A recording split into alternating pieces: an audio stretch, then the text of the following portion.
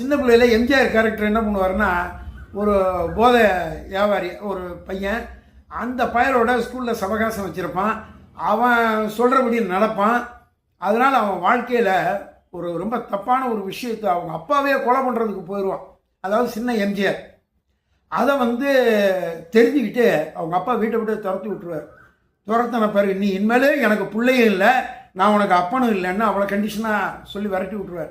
அதுக்கப்புறம் வெளி உலகத்துக்கு வந்த பிறகு அந்த பையன் திருந்துவான். அதுதான் பெரிய எம்ஜிஆர். அவர் கடைசி வரைக்கும் அந்த அப்பா பையனை ஏற்றுக்கவே மாட்டார். அப்படி ஏற்றுக்கிறப்ப கூட அவர் வாயால் சொல்ல வைக்கணும், வாடா என் மகனே அப்படின்னு சொல்லி எம்ஜிஆர் வெயிட் பண்ணுவார்.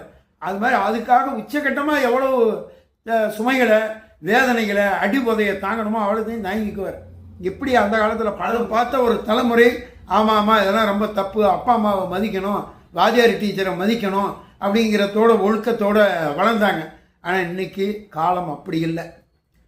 பள்ளி ஆசிரியை அவங்க வண்டியில் கூப்பிட்டு போனால் அந்த ஆசிரியையை நேசத்தையும், அதாவது ஒரு ஆசிரியை ஒரு மாணவன் அப்படிங்கிற அந்த இதை கடந்து ஒரு நேசம் இருக்கிற மாதிரிலாம் படம் எடுக்க ஆரம்பிச்சிட்டோம். இதோட விளைவுகள் தான் இந்த மாதிரி விஷயம்.